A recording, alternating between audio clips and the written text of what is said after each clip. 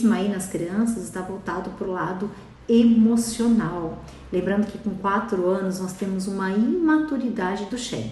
Então te oriento aí a olhar para o fígado, a olhar para o coração e equilibrando aí então esses dois ânfos, que são os dois órgãos mais envolvidos aí nos desequilíbrios emocionais das crianças. Mas lembre-se também de avaliar o território em que essa criança está inserida. A influência aí no seu Shen, no seu campo morfogenético, em virtude aí de pai e mãe, é muito grande. Então, lembre-se sempre de tratar a mãe para tratar as crianças também, um grande ditado chinês.